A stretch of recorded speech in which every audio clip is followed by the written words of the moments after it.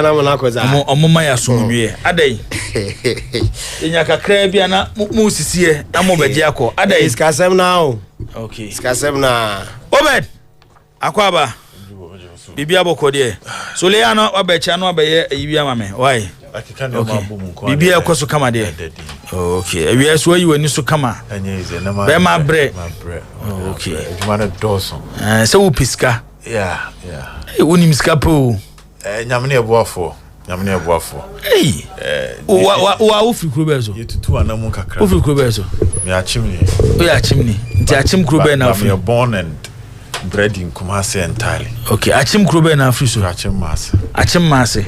Anti na nim sika pe. Dey. Akwa nim sika pe. Jibo. Deze unyuma na essay. Jibo say e just stand still o. Bank kra me bana. My financial investment kakra. Okay, and ma me fa makojo. Kinsley was ro. Na aya afro so ho. Sa. Wo de okwa. Na what describe adwuma na kire no. No aka de ohia. Na academy here. No mo de papers egu ho. No mama pen account. Me here o de no. Me ni paper ne pen me mo asan agreement. Na solo leja we ne. The pastor say, "Hey, Abraham tell us go. What if we just cut to us simple." Okay. So one kata. Enti obedi anya ne kakraka. Yenko ne kakraka. Ba dia ba kwa me hu wo hu. Unim sika pe. Oh, the mission. Obenyeska. Mission amen. Obenyeska. Mission manamo. Obenyeska. Ko unim sika pe. Mission pe. Ose wan. Ose wo. Me no na ti de bia wana mission wa. Won so lo ba no. Ehye no ho amotimi Jessica to. Jessica to. Odo so for the man. Ba for wa kwa ba. Danger man. Bibia bokode. Oh, nyame adom. Okay, nyoma ekoso kama. Kakra. Okay. Kazajan. Opani. Bibia bokode. Adumo. So le obakwa ye nchia na wa so kasem. Oh, na bo feels say everyone wagaza. Okay. So on abanti ogina hai. Me manager no. O manager no. Okay. Manager no ba zo he match. Obeso di simewie. Where they have scan me say distribution. No skills ntiana. Hey, adie bi na so no. So about 50. Hey, owura Yesu. Obed, yanko ne kakra kai. Obi bisa said the another and there was please may I know the players squad be added to their squad during the second window. We is Solemenda on the message we buy. Well, to answer his question, for now, Kotko added 2 players, but there is a potential say by Bako. No, okay, technically, Kotko added 3 players. Yes, 3. 3 players? Yes, 3 players. Technically. Why? Nicholas Mensah. Okay. Was registered. On say now or under suspension for 1 year. So suspension now was February. If suspension it will February, I think 13th or 21st. Inti Kotko register no. And the moment of suspension then he can start playing for Kotoko. So or an addition, even though a player or dada. But first round he was not part, so now you can consider him as an addition. Then the second player, Emmanuel Corte. Corte, so right fullback, right wing back, signed from Iswa Tremaya. Yes, so by joining us and Tekoroko, right backs no more. Into also another addition, signed and sealed our officially club no. Announcement. Now the third player was Abdul Fattah Safiu. And it's Fattah Safiu DA. Issues then Abahon. Technically 3 players and first round no the fan so mambo kotokwa got consisi mu mobile but depend Fattah and Asteris down depending on issues are started about. So yeah, I mean Nicholas Mensah now has been registered. Okay, because of no ban. Jafi na the ban was saved where we until we're back. And Corte from Inswatema. Yeah, right. And Fattah. And Nasamabahon. Yes, and Nasam. Okay. Captain Fattah the latest development biabana. And anopadi na baby one o. They can now. Because Fattah the nyoma bia koto to the social media page. Oya Daniel Sasia ban on Tijan. Yeah. o say assistant na kotoko or no dey kotoko after come verbal conversations on my official team man let bia. Okay. So per dem come e no can say when Emmanuel that's the administrative manager a bar obedu Ghana an official letter will be written to him.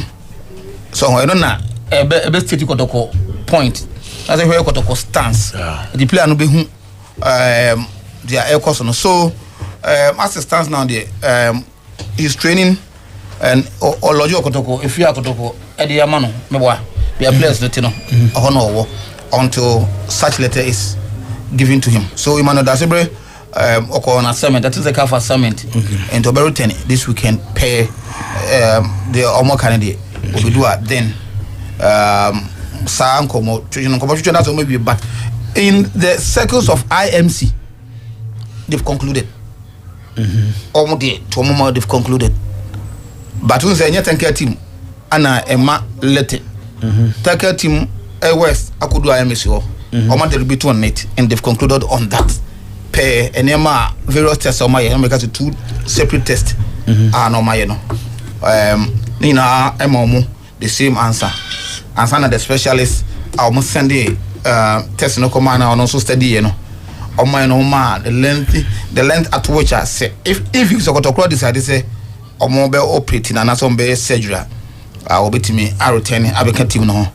So in a way they feel say the boy was not honest to them. Yeah, he was not honest to them. Say sometimes you enter into a contract and let them know say this is my problem. Not team now take decisions. Say if like the law and other players I can be okay. You him say such injuries, but then club will take it upon ourselves to work on it to make sure he we work on him for him to get fit. So sorry by more and can but since I will keep you nice. I quite say unim say no but OPEC I say o committee club no too. Hence that the share contract say the contract becomes valid after the result of the medicals no okay. So I don't want to kujina say pay the medicals no more and there's a result omo enya and for that omuntimi okay and to also enya it no yan try let no some communicate man member of Federation of International Football Association Alasan Saiz Akito Akwaba the anopa now raise concerns be say the moment Kotoko ayoma just more register fata o masan contract injury onye injury o masan no your player I say Kotoko hena de eso mo ye no eso mo ye obetumi achechim de ntia wo kasa the one say football last time so when you fata o yini bi they were to social media. Yeah, also keeping the dream alive. And okay. And I think that no was we no go green. Also no go green a tema will be on social media or Nigeria. Say entering 2024, you no go green for anybody. So on social media is like a new vibe. The DNA see a man ko cancer. Oh, was this comic videos no? Then you'll be oko then means and your man are trend now. So you know go green also something like that. So one or the other you can read meanings to it based on what the guy is going through and news about. Also Kotoko and can want officially among for any statement, any comment. And a player also in question Abdul Fattah Safiu no on can want that. But we are also picking our news from the ground. So okay. We no go agree and now keeping the dream alive. No. Mijibo, one thing I was saying here, sir. Question and I'm a bizarre man. What are to us, Jagito? Jibo. Meet you. Who say, Mekabiwa says, contract. Adabakwa, the last part of contract. It will be a signature of the player involved, and I say the coach. And then the last part of player acquisition. And to be say in recent year, you know, teams, you know, so even teams in a deal with other team, say in Manchester United, AC Milan player. Or more agree we are. Once a communicate about one, you know, AC and Manchester United have agreed in principle on this amount, pending players medical. Number that was and almost agree say ni we are. Player no medical ni we are no sign the contract now there. na take effect. Eti player signature the last part of player acquisition. And to the moment Jibo, there is a valid contract. Our player no assign on that say the boy has passed through everything. Our club Nigeria before he signed the contract. And the day the boy signed the contract, he's a Kotoko player starting from there. Now, I interview Sumpu, what was and say, I'm a general. I'm a be say, after me, Baba break mamma, be so go some mamma. I dare FIFA intolerate. And they say, was signing we or injury. Injury, we are no. So you didn't know or injury, no Musano. And into FIFA say, Yamamo, Akonya say, Munye medical to make sure say the player before he signed the contract, he has passed through everything to be declared medically fit. And sign was signed the contract, no. Eti, and there, unim say, unim why they be me two club no for. I said, I say, me bow one near woman advice, maybe consortium. Until me and now, Mabana teams, no, especially Ghana teams on Bar. Yes, what's our consortium bar near solo secretary. Bar, so near charge of money, your church on Brasan and Ranity. The reason why, okay, I've been consistent since the boy pass it. Tim beyond over to multiple contract to be or quite over to ya. They be America. Oh, I break comedy. I should say. Your medical, so one pass here. Contracts in your valid. Jibo, Odi Ashe. And also a part of agreement, you know. Yes, but you see, the moment player best sign a contract. Jibo, as me again, you know, medical says me again, pending. The idea is before player no best sign a contract, no. You can agree with the player on personal terms, but he will only sign the contract after one meeting all the medical requirement before he signed the contract. But you, when issues bar, the first thing you go look at the day that the player signed the contract. Then, no, my share. A year I came in a lab last time again in a lab no a date or home. Such a lab resource be a date or one I'm Jibo, they will compare the lab date plus the date that the person signed the contract. Say no na make us say. Ebi a player na enfa nse waba. Club ni hia ne den. Other clubs to chase no. Maybe o ma convince player and say, "Yenye contracting to." By your contracting based on ebi a portion be dey ashim say o sign contract ni wie. Na ekoba se ekoye o medicals. Na medicals no ebi a wo failure. Eno so ma ye kwan see a terminate contract no. Dibo, MC when you know FIFA does not tolerate distance. Nanka any teams no any players as an performance contract on a more fee. Say oba no anya dia e bet me apam ba opam no ya no akogini sika. Ana meboa. FIFA fee say omo clubs if they allow clubs say omo nya sa anyama we na performance oba no anya de oba na obedes man be edi they'll be using this like using kwamone so and they are people play just because of just inyama be uncertainty. So FIFA find a way to curb all these things. Anything or say before I best sign a player no do A B C D when you know we are not omiti required a no I'm not sign a contract no. The very day the player's signature, but that crowd, I say, Kim, do you are in trouble. And he, and no visiting now. If you name boy, so I was say, someone guys somewhere around him, so yeah, I'm a tough guys who. Me name the by time now, first time I know about the corner. Tell the chips out. Aha. But you were free chips, you were free club consult too. Free club consult. Because throughout negotiation with Kotoko, man, club consult be a. Oh, okay, it can be easy or no, but so all fun from those times now. So those guys around him, tough guys are more dealing in kakra. It's been him to see those who are around him. But for a player to insist, who say what's here and commodity player no position engine ye or send me met me abo no. Omo kan was a born met me abo. Omoka almost met me abo na jibo asem no baby asem ni free ban I say be asem ni so jibo asem no safi issue no we have to open up issue no for supporters to know where the problem is coming from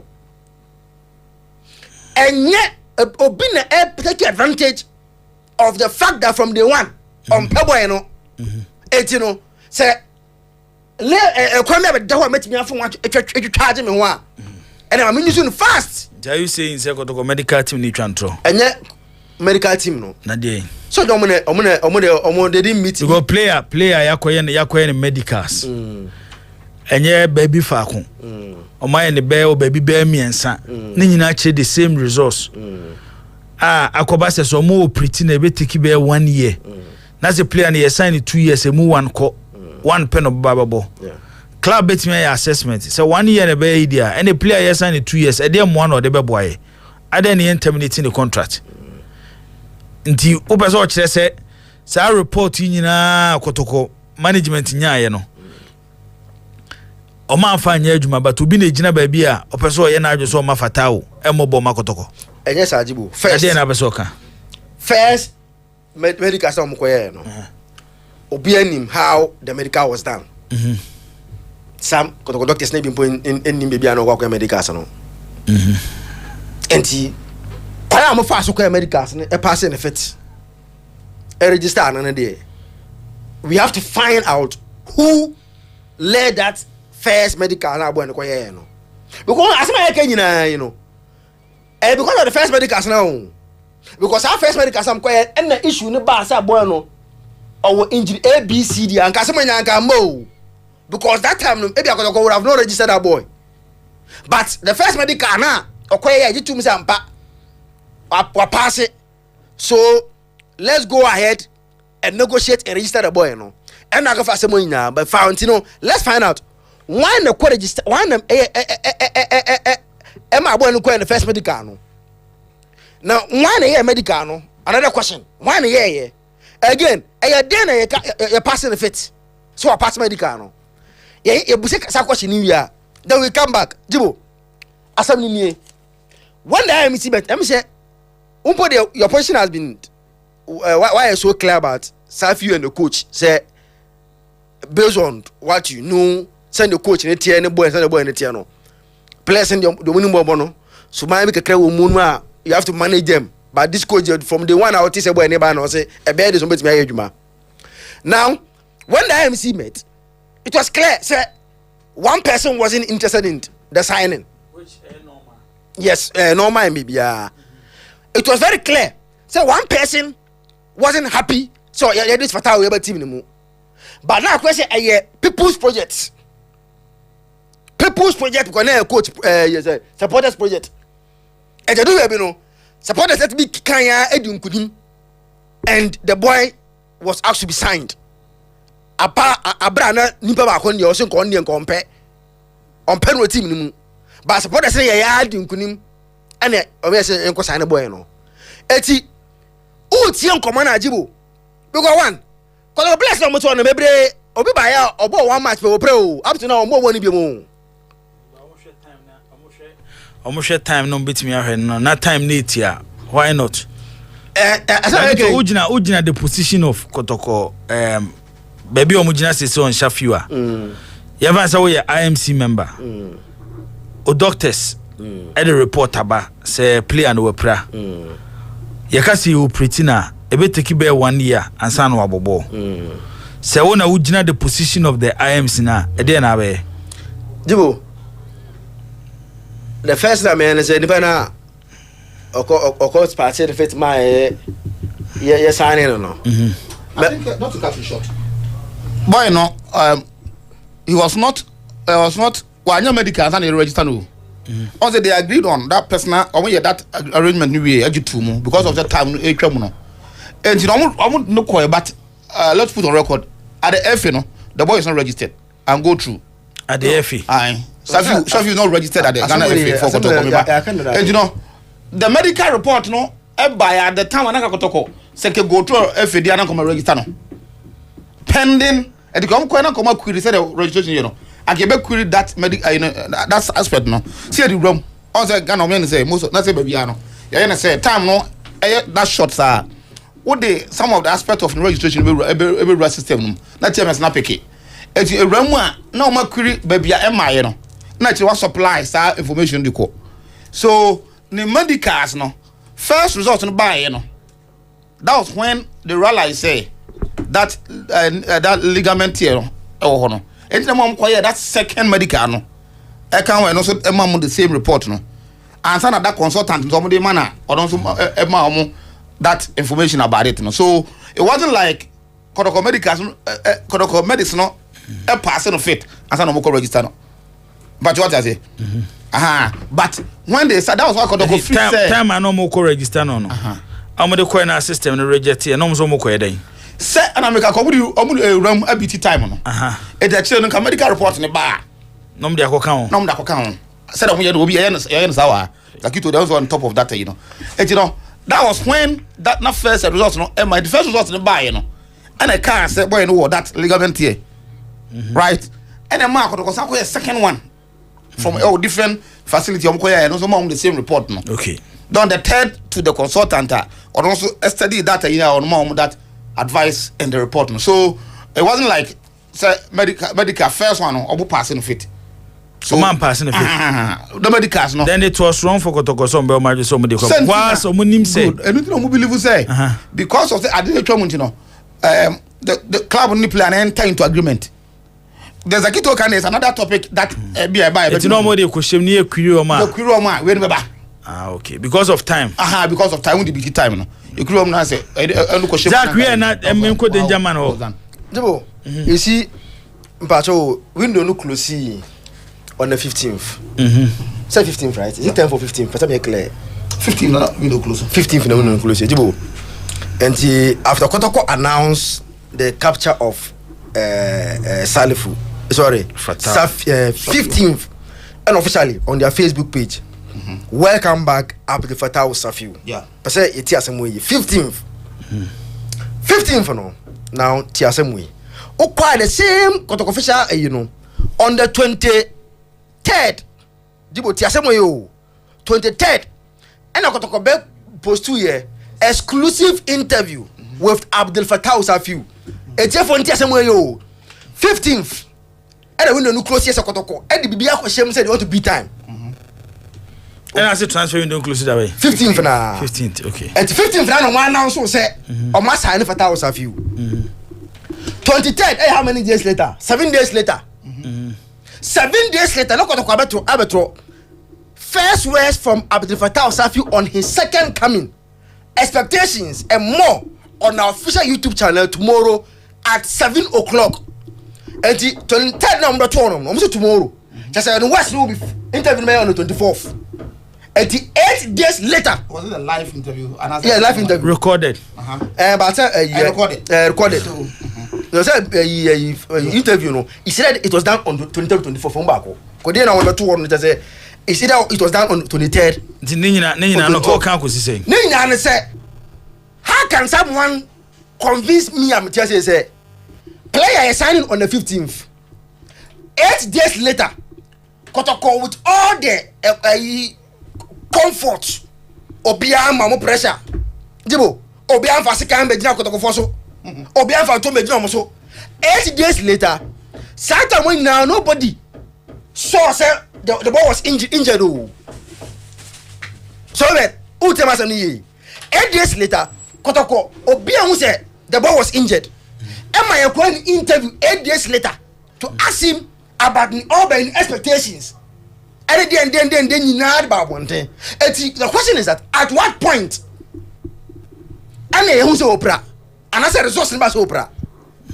Jibo obia him say for a fact one who training you see we are trying to massage issues you know boy no Kotoko who say opera the biada Jibo on the so training Kotoko who say opera yes saa so mo ka nyina Jibo enya no kura da boy no ko training and our coaches no and the fire some regiment me mu and to ya na issue no ba na Olympo ye nti ho no mo suspect ye and mo koye another lab enti on obiam bam exre at what point first medical na abon omu se we ne pra omu de biara da it was boy go training jibo boy go training ke sa de issue na mpiamba e say take boy go bon bo nko assembliancy ye okay the training no so be dey my chronicle of say see nya say boy ne ka say nko man nko start nko onya gym for the start yeah and coach see that be so mo ko break from ba on be yen gidi kakra to start together because what did e bia ko di enam o ma ko we nam o ma ko we mu enam no sanity here into when they are coming e so me gidi kakra na mo bene so e yin ten e di o na boy ni yen na de ni pie okay and I'm going to quiet the test was I baby. Second one, I'm going to say, he said, just was an infant. I'm going to Amena. Okay. And I'm going to second one. And Johanna, I'm going to the clear picture of the injury. How can you give me this story? Say my son play on the 15th. Okay. Menena interview on the 23rd. From Kumasi Asante Kotoko. Almost say Fatal's interview was done just after the team resumed training after the mid-season break. Me can't go resume on the 20 something 22nd or so. And be a time no my year with that. 22nd no. So you find within 22nd or resume here now. 15th and 22nd, yes, 7 days. We are from an official of Kotoko. But the 15th and 22nd, yes, 7 days difference. Yeah. And Master Minyana say, and to Kotoko, I was a boy 7 days. I must know who. And Nama Master no, a confirm my source say, I am going to go training. Anna, once I training at any PA, and I'm going to the second test. Eti, Jibo, asem no. Advice be the market for any boy in no. And the NS will be a diso. Okay. Kwahani ya kumu pa. Boy edifo, kotoko edifo. Because obi anya edwuma yie. Obi anya edwuma yie. Boy ne the engine sie. Yes, kotoko so didn't do yes. Omanyoma yie. And the do stage na, o friend na on the table. Na ya discuss it. So, o di any papa mo no, say na be ya. Uboko so ayo adwuma onye problem. Yanso kotoko be adwuma yenye problem no. Let's agree on something and pathways. Yeah. Okay. Because now, one thing is very clear, Jibo. Coach Ogum will not work with Fatau. Sana wajune. Yeah, Jibo. Based on Kuma Medino.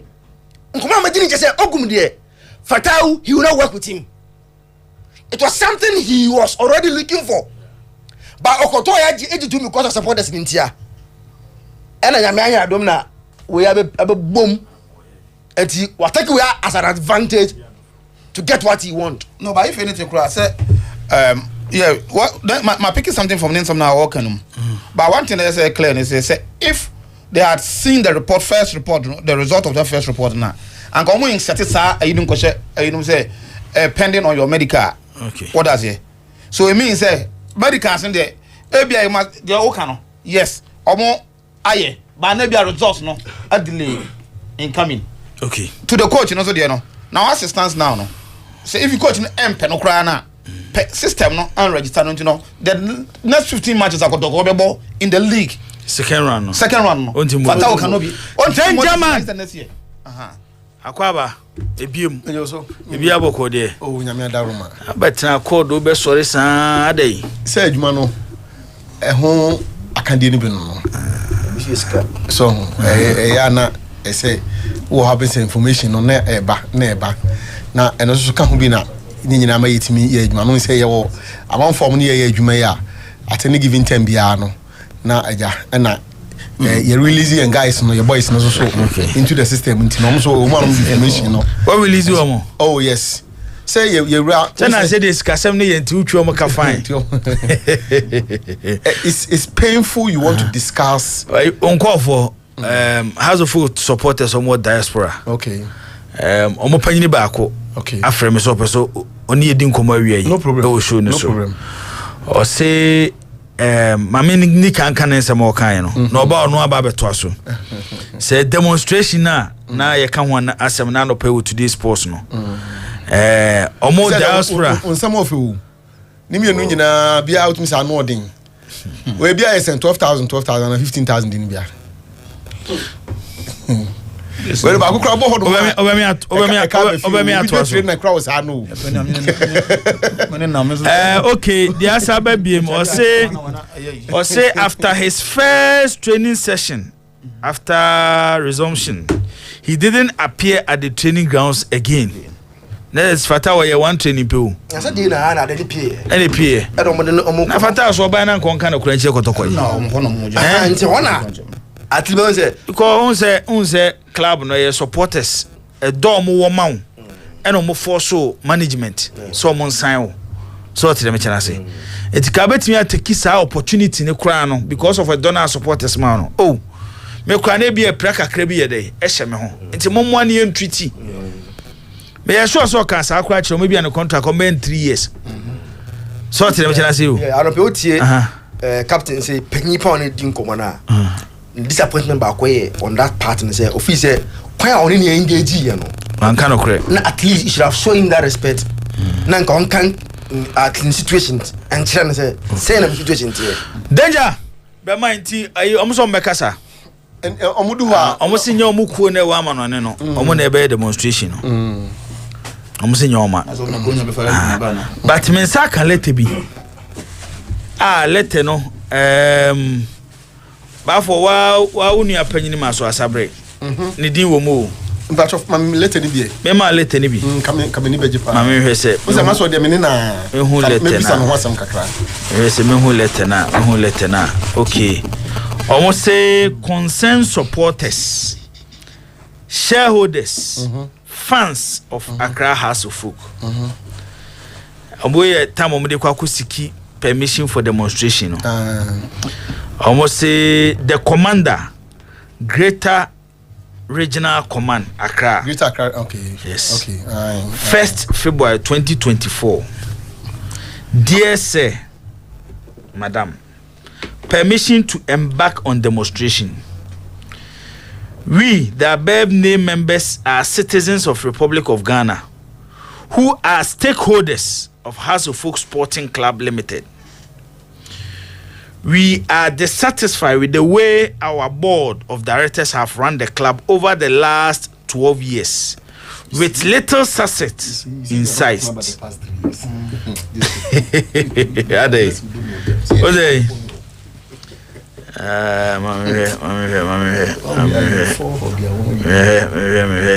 Let an SME be different because some of the mom no mom warning.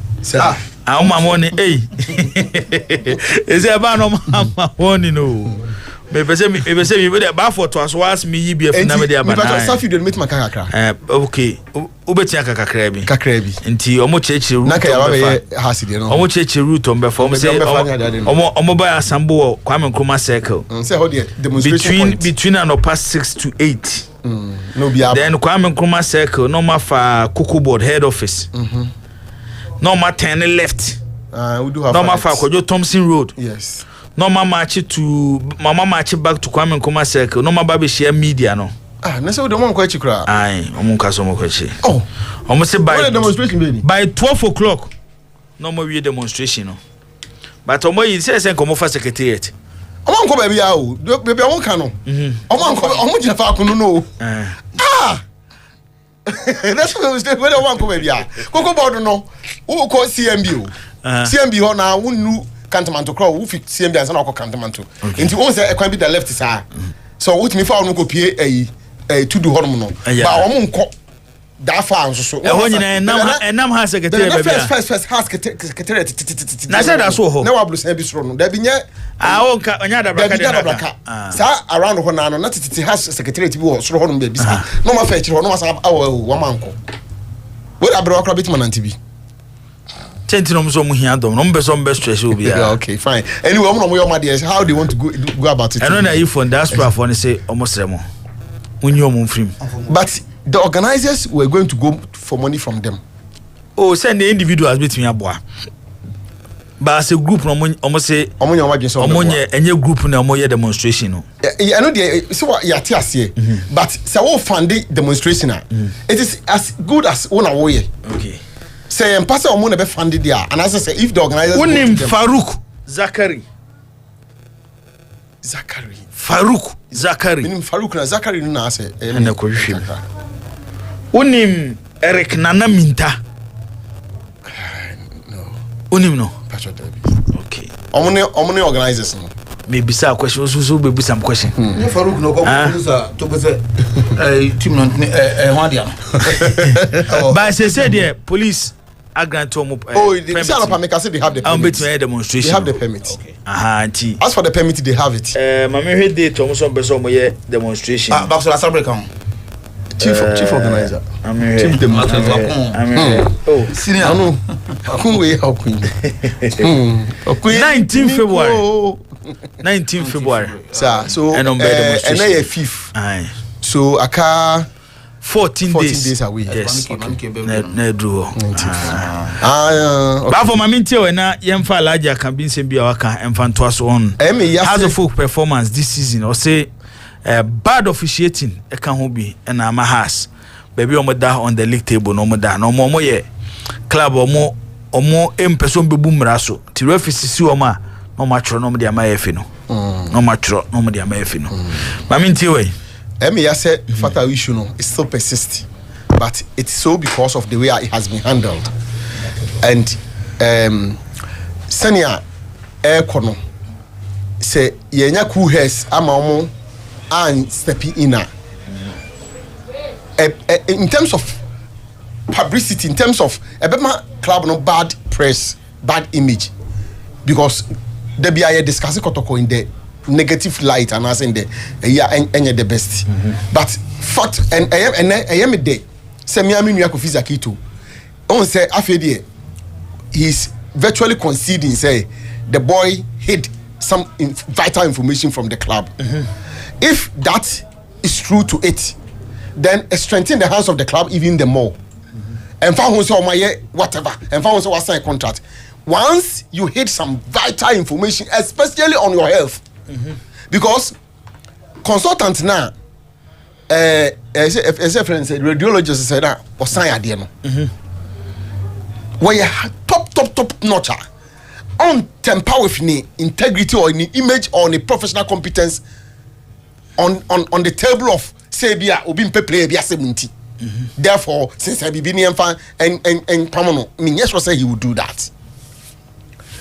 Like I said earlier on, I said you have to discuss a player's health records on radio, but akoba asem na ye can be ligament no mo amunim ligament ho asem sem no. For what I hear, you see it is not even repairable. Ni situation no dey no da bia kwakoduru no damaged. Say you say it make us say we dey acute one. And one I see a chronic. Yes, in the no. And I'm say the point of damaging to know. She say what Safi is trying to do is he's trying to build the muscles no around the thigh no, so that obetimi dey at least a abokakra.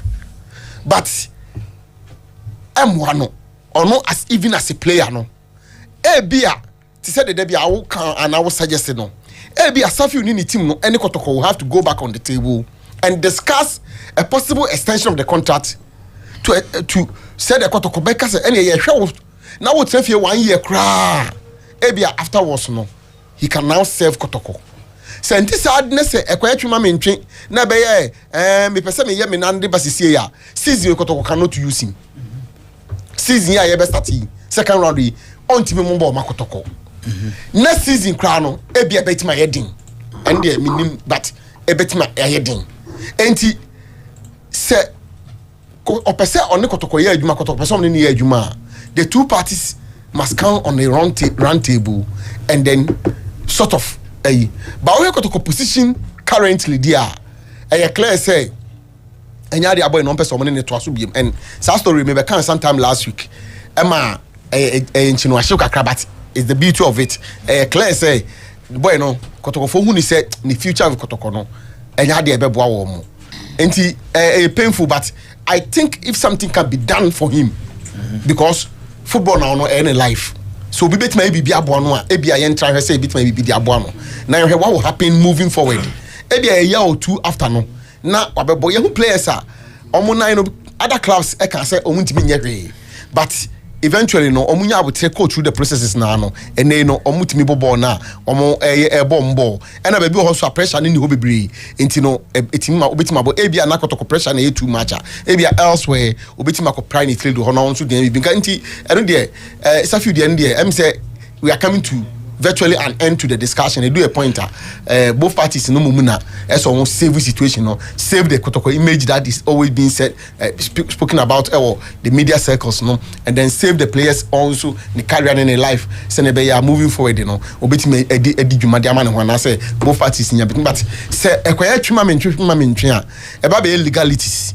A whole lot of normal bemu we can create we sign contract where you say those things a bit dragging on, and for me it will not be good for any of the parties. Nana say the two parties no and I can meet me I can safi with no okay bafowa danger man yente Alhaji I can be board member edema Accra Folk nin church mu awode aba efa poor season first one House of Folk inyaye.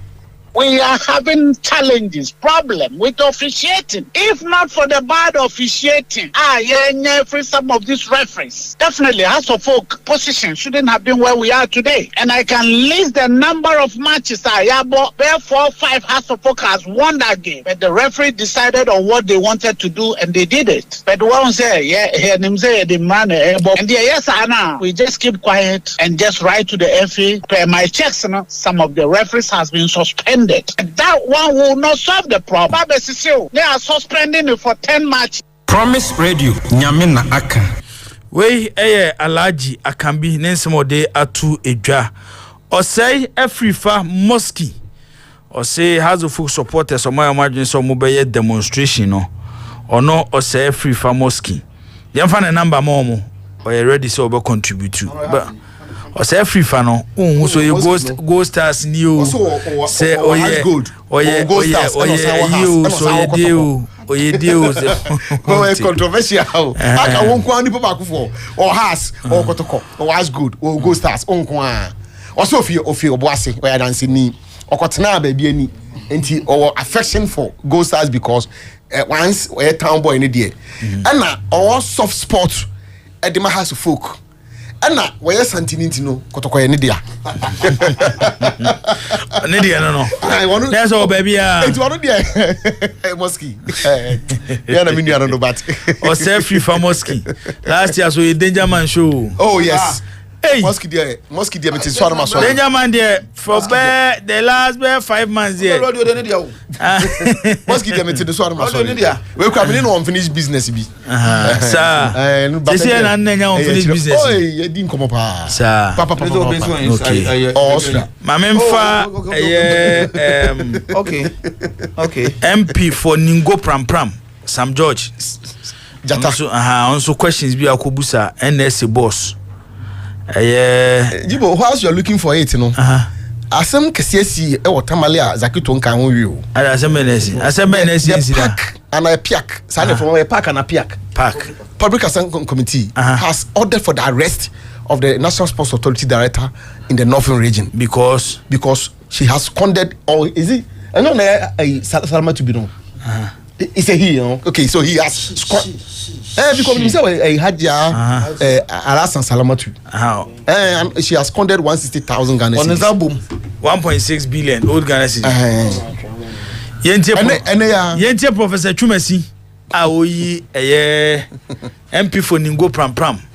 Sam George. Oyi the question ano. Event you brought in the specific event. Please, I asked you a general question. There's a question before me. Can I address it? If you're not answering my question, I will draw you back. I don't need you to take me on the toilet. Can I address the question before me? So I'll ask my question again so you are clear. You decided to rent out the stadium for a social event to the Burlington Music Group. They paid 70,000.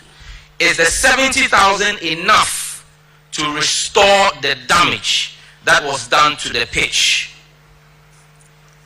Mr. Chairman, the calculations that we have done with the various events, which have a certain component of it, which we call the pitch insurance cover, is able to restore.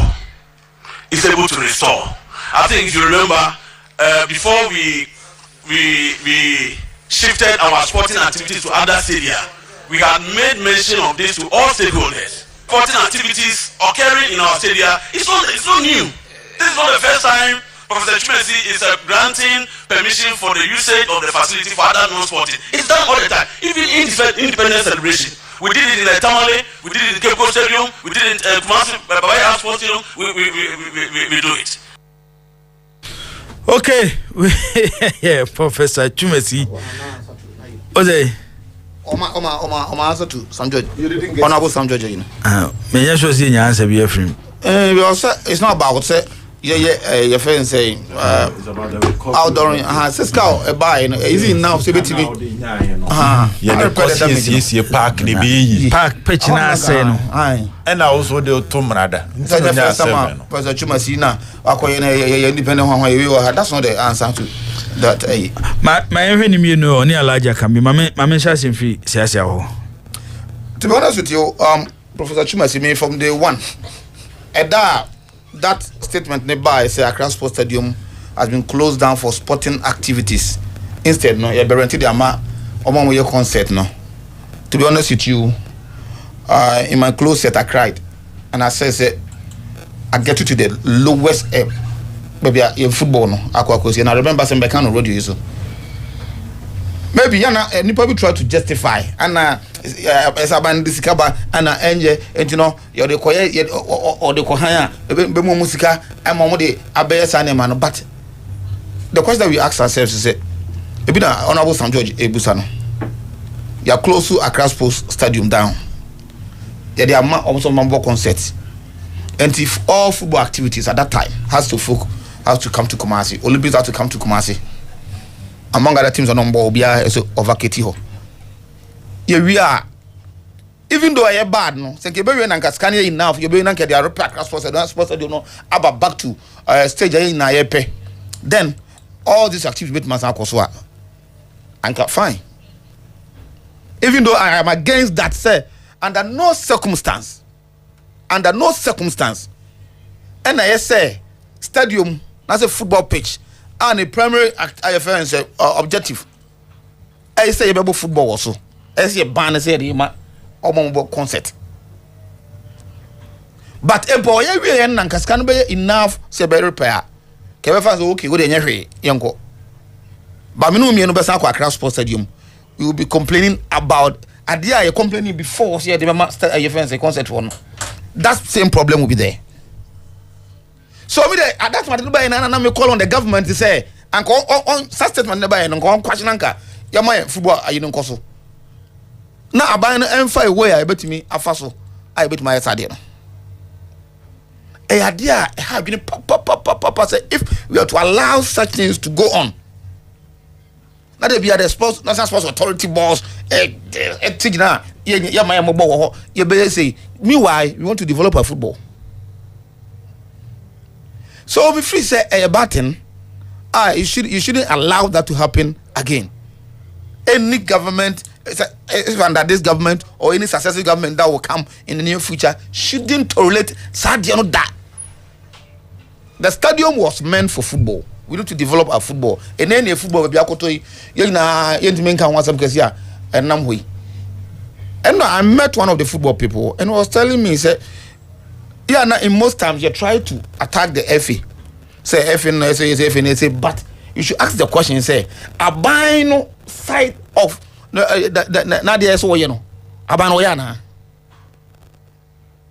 Because I was in Babiani and Babiani Go Stars, they were telling me about we are deductions.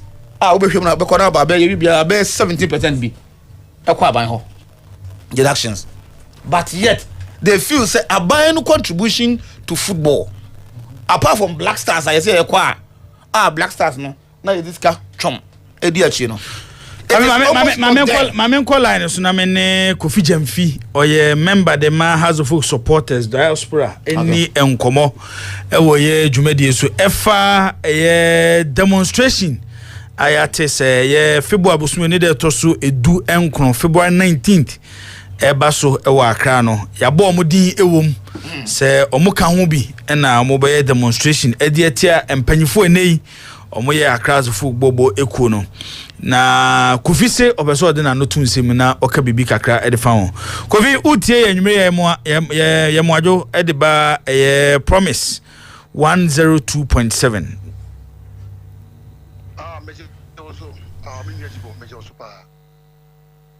Hello.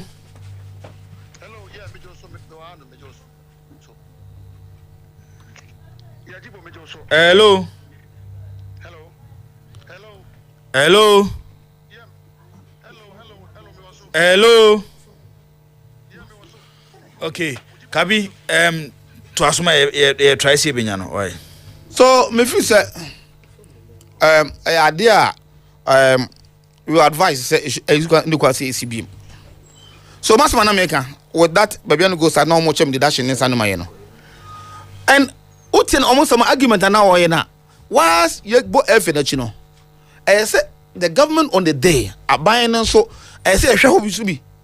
Na hwe say na so aban no is aban doing the so no ye. For example, you was talking about grassroots football.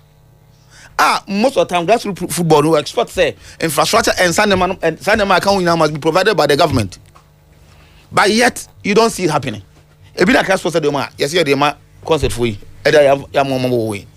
You know, Ghana, you see, in football, as some now you developing in football. It must go beyond the F and and I share the government is raw or play. And no, my example. Why is it that local Black Stars Echo Camp? Yeah, the budget Echo to now by no Aaron Edge as a moon. But when it's for the senior Black Stars, as carry a boncha quickly, yeah, granted aba. Yeah, granted aba. And on top of it, Sikano Crown also bar. The money doesn't go to the FA direct. Said I'm a FA accountant. No, you were 3 accountants from the ministry open acquire disbursement. By a bar, we seem to forget about the rest of money. Okay. Well, Kapi, young caller, and so now, Yenu Kofi Jemfi and Kofi Otobenka. Good evening and welcome to Promise 102.7 Radio. You are welcome, bro. Oh, okay. And every year, is about how to folk the planned demonstration against the management of the club.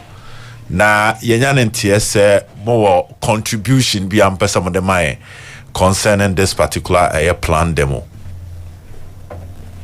Okay. Me da was say any dia mo dia ma diaspora for 90 me so me da masepa. Na we dia me be mo kakra na pese me classify and baby. Yes you to say so ayibi koso demonstration bi koso. Now, my boy, diaspora fooding. Yeah, diaspora for say yeah. He organizing this kind of break. You know, I don't know. Me put me catch up. Say yeah. Diaspora, you know, as like I said, regional. You see, and you know say yeah, but I be bisa.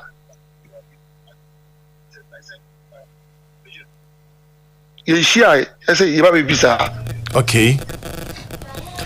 So, Bibi Sambe Tom table so as individuals and are collectively namunshi and discuss Bibisa. Bibisa emeto ye table so and Bibisa so no emma yenim na yeso yati Bibisa. Okay. So a bravo news, you know, as a fan of the club, listening to reasons in Tiaman for person here demono. Were you surprised as an individual, not as a group? One guy out here, and were you surprised? No, media to media, many surprise. Concern I in a month for no reason. So concern no. Say on my demonstration now, many are surprised. Okay, but will you throw your support, not financially, but you have found say utium reasons, you know? Or digestive reasons now only say a idea you can be part of it looking at the agenda they are trying to push. Okay, I asamana omoka me asana omoka no me read the content of the demonstration no me and I'm you know and I'm a kind be to me read it there to me there and some of the demonstration on there as a vice chairman no media me support omo grievance now on beso omo ye no. Okay, so officially say omo bama mane said demono diaspora muntro mo supporter as a vice chairman. That means o comment as an individual there. You might vote say monstro mo support as even though officially monstro mo support but ebe toha based on position obetimi atro support. Okay, so over the bar say a group your executives and yes also members no and so over the bad there you know you never call as executive meeting you call the general meeting no say obi bia officer support bia no wait my support now so yeah there as the diaspora in the executive there you need more way but the individual they say omunye he support now some of the bad now say you call or general meeting na say enko support here and then the whole yes support na see or more ever my idea me so me share me executive no it no meet me nkase ye nyina yes support na so say o mo de ban say hwe he no mo de aba no na say be boy mark club na ko enimu dia as individuals no ye nya so e be me support. Okay, but before say ye didn't come on e be we you know from a distance, follow hard to folk on your mapa. What do you think is exactly the problem with hard to folk? Enunti amahas ekonenimian sa na abanechi enai. Unim the problem in say since Togo afede ebedi team no the organ of the club being nan wajai run and share. There is no patrons. I however okay as ladies egu entities no cry no a divided a be support board no a be support board no okay a divided it ye kwa no me to me no me di as a chief na me so kakra me be hu na require pim it me advice kakra nka me ma to go afede ne say me say to go anka wo kwa nka wo techi now why I say like I said Nana Rokobi Dibino. Now I appointed the competent board members. Now board no sooner also appointing the management. Now I said board no also where you rep to management no. Now I hope I also Eddie Biaba. Now support the Eddie Biaba. Nina no I say omunyina bubu enwegu masum. Ana wo say obaye no to go for the buyer no. Oyi board members will be board members no we no meaning say Andani and Mr. Alas Andani yeah we no omunya nko meeting omunya nko akwa Dr. Nyawota Makru akwa Alaja Kambi akwa honorable Vito so Odote akwa Togo afede and Togo afede so we hene it anyi kwa den okwa ka wotre de bia ne nkofo e kan sem egu animu ase ese we image no eso yakaka omunti look at NCC no NCC no hwe e bi support board no e bi support wo mu me ankasa me free mu me ujibu eminua na me neto asafo me yetaptene ni akola ayi na sanjiro kwa no asanjiro ayi asisi kwa so ayi divided it be bien kwe as chaotic and matter tantan kwa ukaswa omunti look at Alaja can be share as a supporter now the supporter now no friend now would let them say we are board member or say omuye do you can be via omunti etimedia sabase omo support to e ba se omo demonstration as a vice no me dem be support e de ma omo. Okay, now do you believe sir with this demonstration challenges were listed and the problems were listed. Demonstration, you know what the antidote say be fix the challenges we are now. Of course, as a one. Togo after the catch say February the last year now omoko anu jena bichi o ka say February obey and AGM.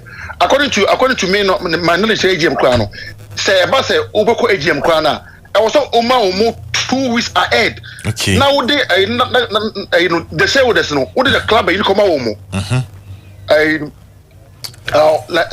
discussions yeah. bibia no also would come home. They say ene on the 5th. Yeah.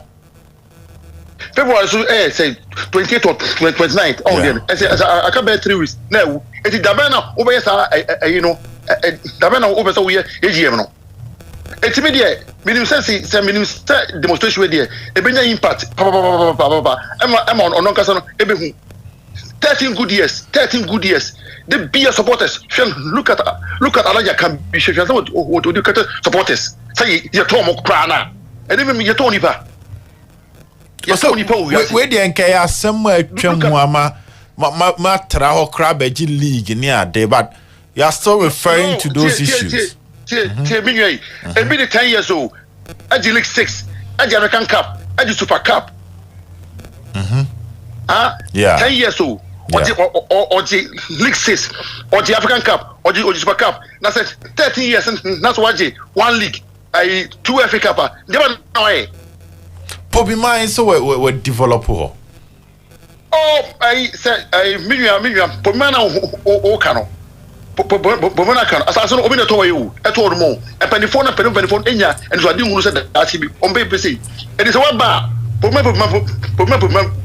you know kan no bi na no fine why ade pass what me e develop bomma dia mai why ade pa why ade hwe dey we say club house e wa ka why ade min ka so onye biu nanso no asase so for this no ye kasa wontie okay ontie ye enti demo ne be ma na start here tie mo. Yes, so on tia and demonstration no e be koso sa e be continuous. Yes. Okay. Kofi Louis. So on tia so yes. So on tia so obi an kana sem as shawo de so no odum sense clap uni se sanka Ghana e o mapepe bi kwa the last time kwa Alaja Kambi kata so kwa anka every kwa e betima free Alaja Kambi about say omo ye investigation no as a board member utimba out ebe say investigation say can you be an kwa na nka you ka bede aka every kwa no ebe kwa no abemu nyina because some we incompetent munuma djuma no ana nkofo no so na omunuma djuma so na mumma omukwan so ama ayomo nkyeremo ayin zakoti ase o sebe hu ye ni ayi bontemo ti ase board members nyina enipa o stream Alajias omu nyina wonum etimo nkonum na omu nkyeremo na sa board members no ene se omu pe position bia e wo asin bi mu munkom onum nkyeremo adwuma no se de enti aso wo de unu se Akambi odote nyaho omo abo mu di so omo taiko board meeting no omo nse de nima adwuma no so media to media first na I blame Alaja Kambi eno do ten ntamgo run am me fast born emo bia me so bo e be Portugal afede because on appointee wo mo okay on appointee wo mo okay so uche o ma o mo so mo no to go afede en appointee wo mo to mutimi adwuma no Kofi Louis started di ha sechina osa na mnimze Kofi nka ukọ UK said the abuchi adwuma sitie tumi ye adwuma from the one ya cry 8 hours e bi ye 9 10 ka o concentration nyina be ko adwuma so still a house ni wom oh bi da so mo me da sam mo yes for sam mo de to mai na me interview some of them interview say mo you know na mo yes for say Manchester interview me dey ask you hear me o and say Ghana football e be ko ni hear me. Okay. Me say mo ye na ye me interview kwa Kofi Jamfi ana Kofi Louis hazo folk chitafo UK omo amanone nyina no ono ene ye omo vice chairman ene no edi enkomo Kofi ye bedi nkomo wa chiri yo mate etino me chia ifo nyina me chia me nwiamo asafo nyina me bon pa say me ofa yamus onyame be sana yare oi okay say asafo obusuan ko no wom eko no ai unya ayi mafrimo hwan unya na kwa me ayi mafrimo twamoko why mafrimo say o no ye controversial dodo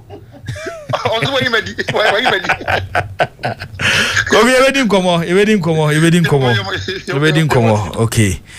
Kofi Jamfi ono na House of Folk echita for mo ama no nyina oyo vice chairman ene ye no edi enkomo no bafo wa mame Sanfanto say ene wo the public accounts committee ho no mo se arrest woman no wan fasika na amfa ba bi so defa ekoso na the sports minister honorable Mustafa Yusuf ekobusa an question sa then na watna ho ama National Sports Authority at two stadium muso memfa mobile na mo de be musical concert honorable Mustafa Yusuf say enya ono ena ehye say nyusu stadium no for football and as memfa mobile concert NSC boss adwuma nti momo musa na sa question no tumi say abufuo ekoso ho pa enya asem ketwa the boss said the AC of no so say ena meeting ena utie it's ongoing na ekoso o ma wie say on if am pan motie sa asem nya na say who busa na say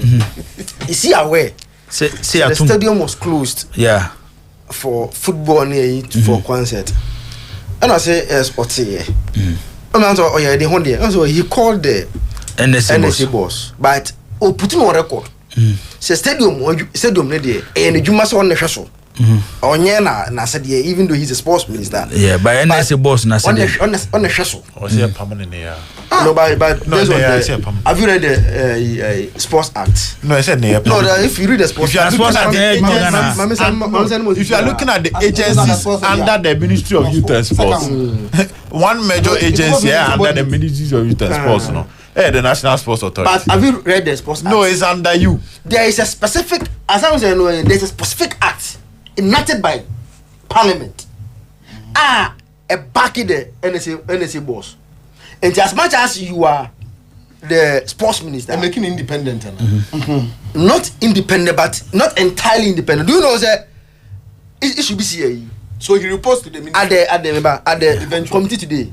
The NSA boss Cape Coast. Do you know what happened? Say pitch to play blasters matches here, you know. And the minister, according to minister, no report on it, and say, Onya an expert in grass. He said, Uncle. No maintain grass fast for the blasters to use. The NSA boss actually and say, Ging grass for no one for no. By one, it was so any. The guy has shown high level of incompetence. Based on this, minister no to me be. Baby, I to me baby end it. Emma, always said there be. Oh man, call. I want to go through and say Gaga say for facators or Monsipark and so. He called a minister Fred Prof. I said, oh, Frank Wang met me and then you said Prof should transfer the FNZ. Don't keep course. Director no. Only the Prof here. Then Prof wrote a letter and pass our transfer. Director no keep course. Just for the minister to see say there's a letter transferring him. Oh we are not catch Tio Kuse masa. When I'm sitting on water now. Etienne and the committee for 1 year. Obianim say Tio has been transferred to Eastern region. On the NSA boss or Eastern region. What does it do? But Cape Coast because NSA boss Prof Akacha and say he shouldn't go, he should stay there. Who directed for the transfer? Who asked for the transfer to be done? The minister told him because the guy had disrespected him. And the minister has the power and authority to direct the sports, the director general, to transfer somebody from one place to another. It means say minister ne kasma I say director general no Odiyejuma. Then the director general in an act of insubordination decided say onfanya ejuma, and the minister is not able to call the director general to order, and the minister sits there, and we must allow this minister to sit there. That anybody can disrespect him and he can't act even though the person is under him, and we must allow the minister to still sit there. How? Sani one way ya o catch the obi a say onye bibia obi even that in the ministry or no obi a betimi the name tutu for no obi akọ baby. That is not cut for the office he's occupying. Sports Act 2016 establishment. When they at sports act, I'm not going to say as okay. The minister doesn't have authority to do anything to the sports fence. NSA also. I don't do more. But sports act in Ghana, no, based on. Because the sports act will not be bigger than the constitution of Ghana. But this I didn't back. Which empower the minister. NSA no. Omonya under the Ministry of Youth and Sports. Yeah. And that means Minister of Youth and Sports no to change the NSA. No, but you see, one of those agencies now, yes, that. But for who they are, yes, parliament to tell. Jibo, my again. Yet, sports it is an agency that call parliament. That's it. And Yakwe Emra. Say, Omu ministry. So, Omu ministry. But they work under the ministry. I simple to see it here. May head of sports. Uti, met me a Shemra of sports department. But some Shemra, they be a programs manager and a general manager. FRSA, Ebi Amrana was sharing there be it's your company, and it's your employer. Means me, because I'm a head of sports in tea. So what's the it is a minister. Now, subordinate, Ocean, say Uncle Bibi. Now, I'm quite dear no. Esa will take action. Media, then they say you free. No be better to man so. Simple. And yet TSM. Opinion on Nadi. And yet TSM. Ministerial director. Don't you feel bad when the minister? I feel that so and a committee there, they told him that he's disrespecting his minister. I don't know what TSM will. Ministerial directive.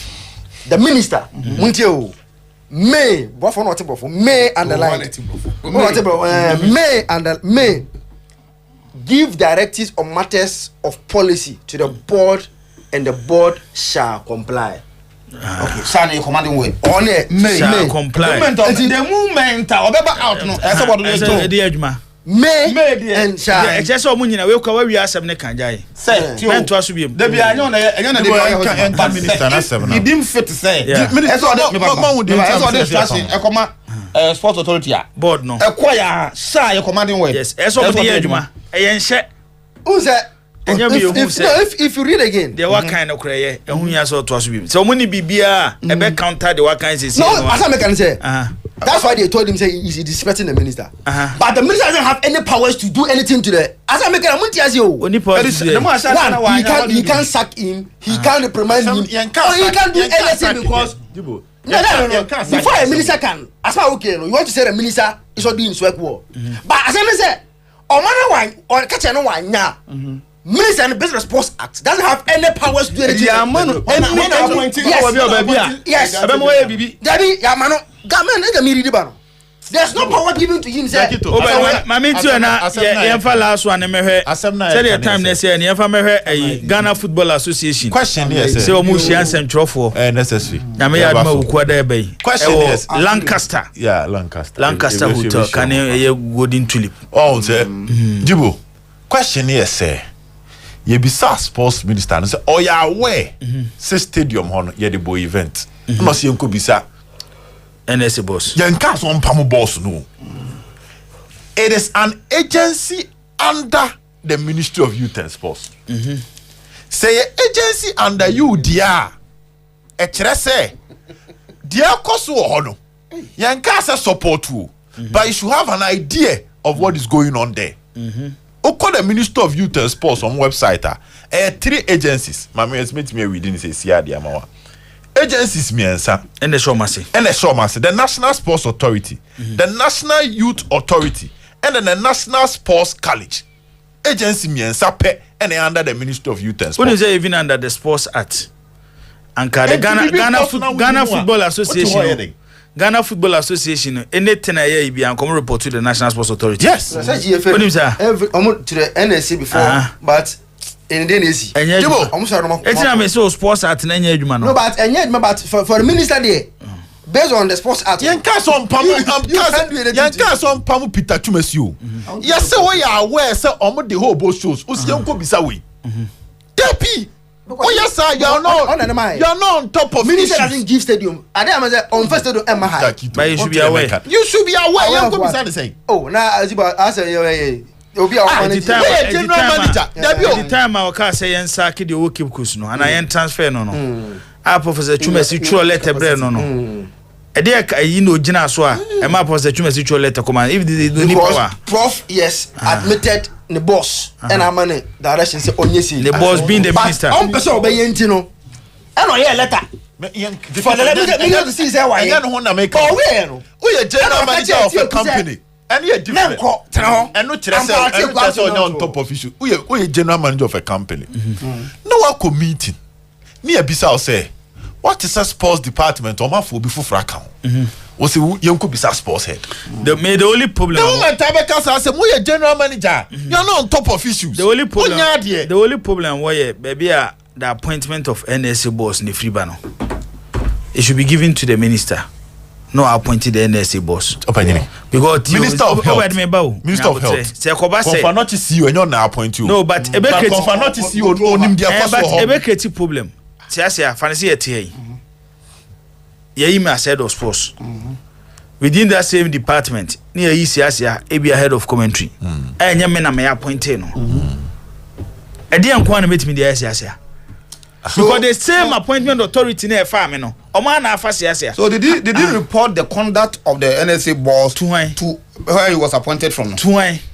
Eduka say on concern to you. Na say they will be appointed no. And actively no ebe ma catch you may advise and he shall take that advice. On say and abra emma any rule to say say nipa no misconduct ya. Which obetimi a report no to be and as the conduct or act on the conduct. Ghana you nyoma bi aye ya me fu say yes no. I think a Greek minister. Cocoa board. CEO. And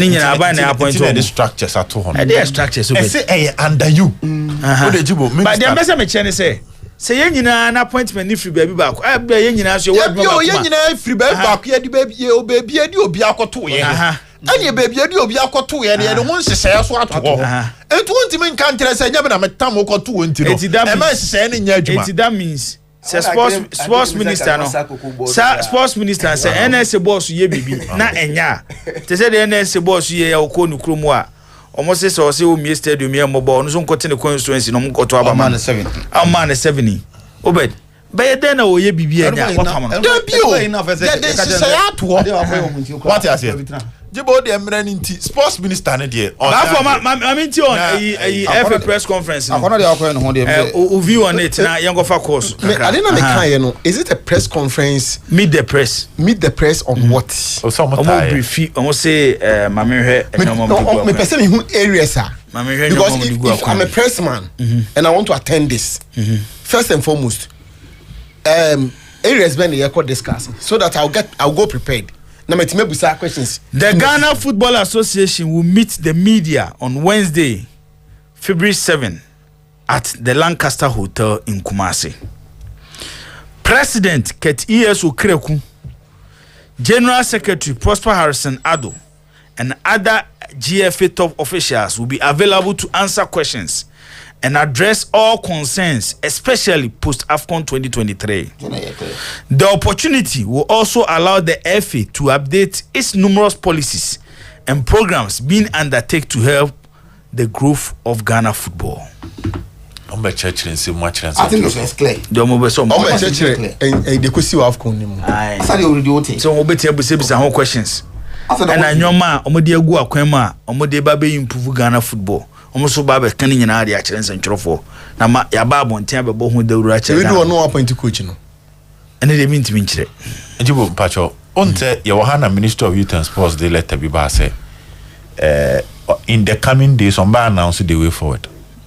Now what you about so first and foremost me ba for what there this meet the press is much ado about nothing.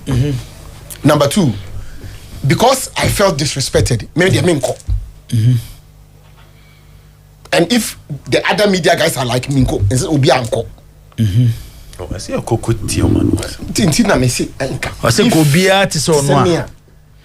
In what aspect now you feel disrespected? I felt disrespected when the Ghana Football Association led our team to Cote d'Ivoire, got embarrassed, and they failed to say sorry to Ghanaians. I felt disrespected. That's what Oh, yeah, last week no me patch. Please, last week I don't know. Jintum. Oh, but for don't you? No, at all. Some catch say I procured apology. And I don't accept it. Must everybody tell you to apologize before you apologize? Huh? Please, I will be kind of some jam. I'm class. I'm jamming come as an agent. I will guess this name. You know, we are one. It's not interpreting guesses. What I say? Must okay. Oh, no, then you hear Pacho. Would I hear Pacho? Nay, a ball. Would I hear? Budget of Inaco Pacho. Would I say I know? Would I hear?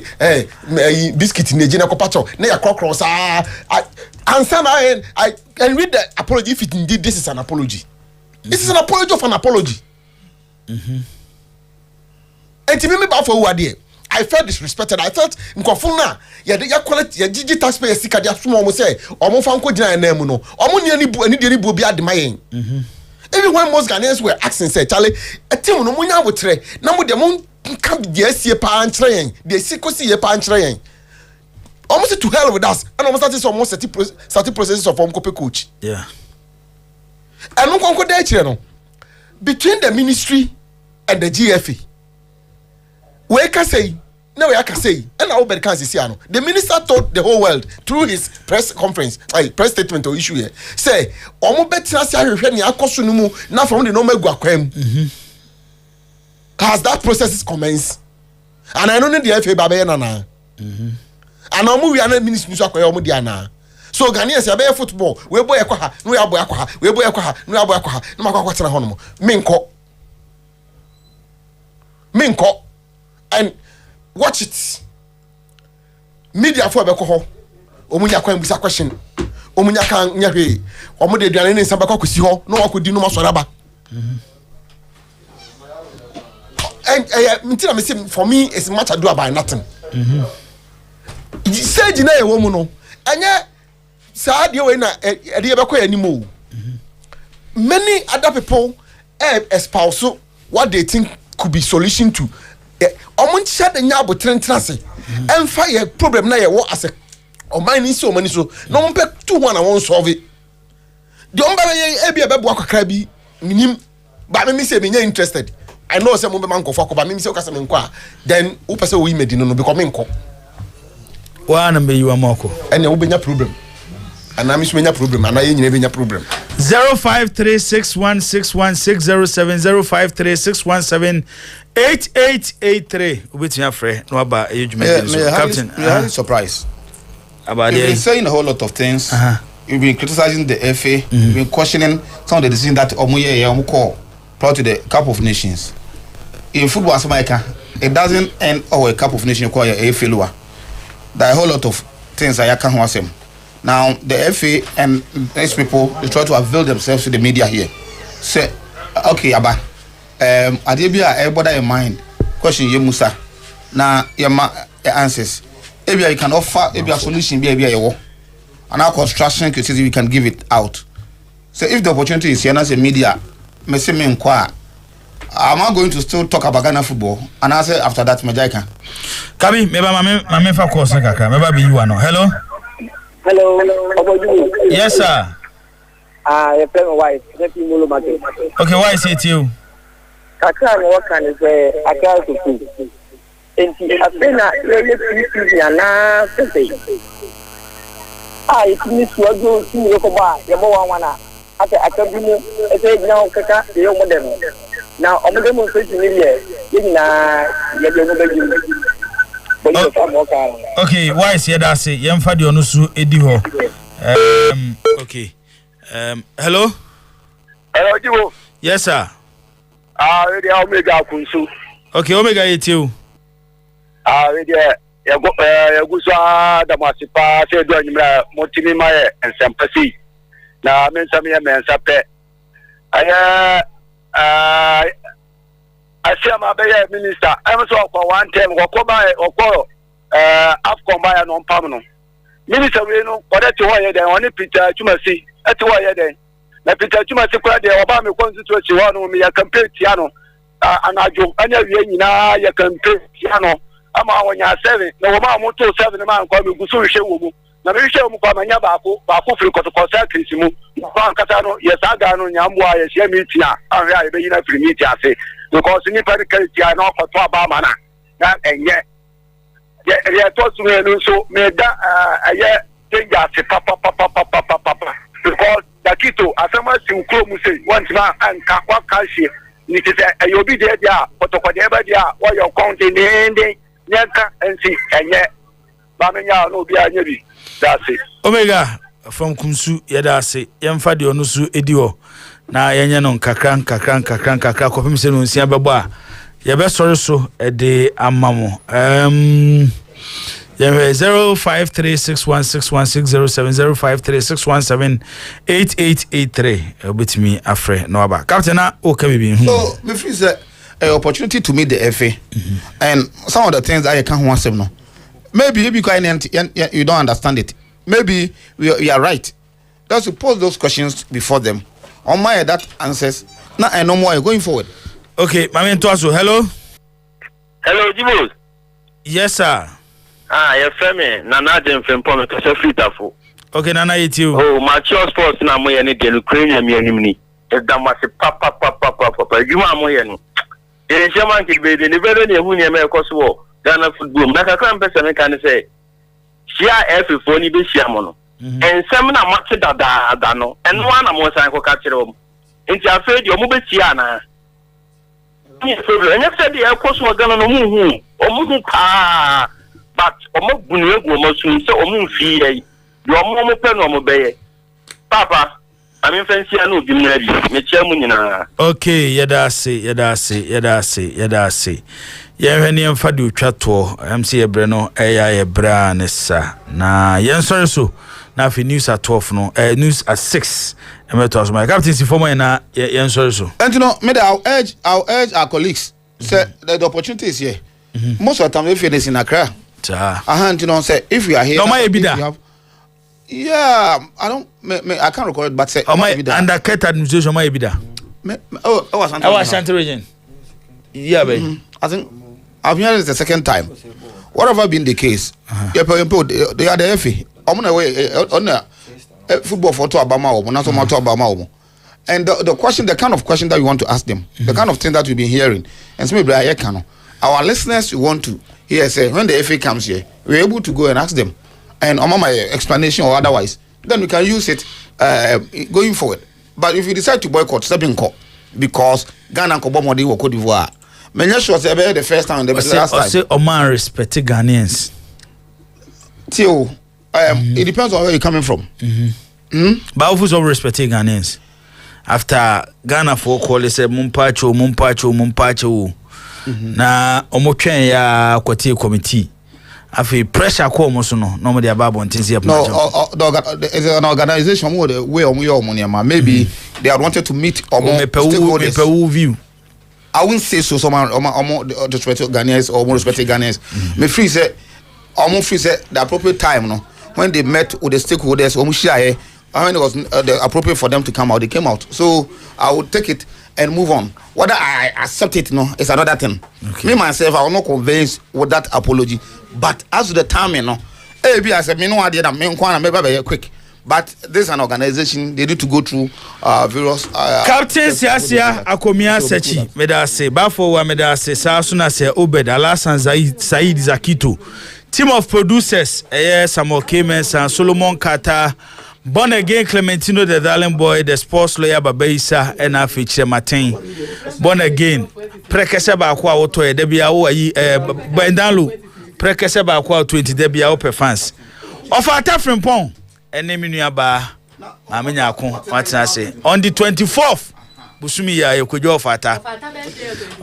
Or Cotton the Fan Hoodie. Yes.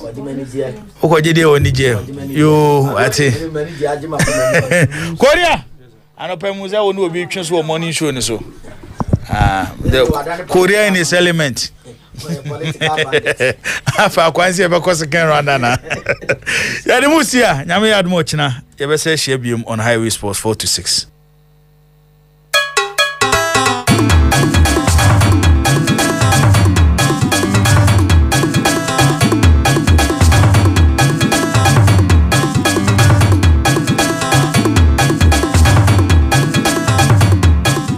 Promise News. Antina enyumre ya Joni akwaba ne womu. I promise 102.7 FM eso. Enyumre no siansema do ye nsaka kasebo ana yatena se ye de ba beda mo chichi. Ani pinche mu ba bibia ya mo bia. Emmanuel Odro Korea.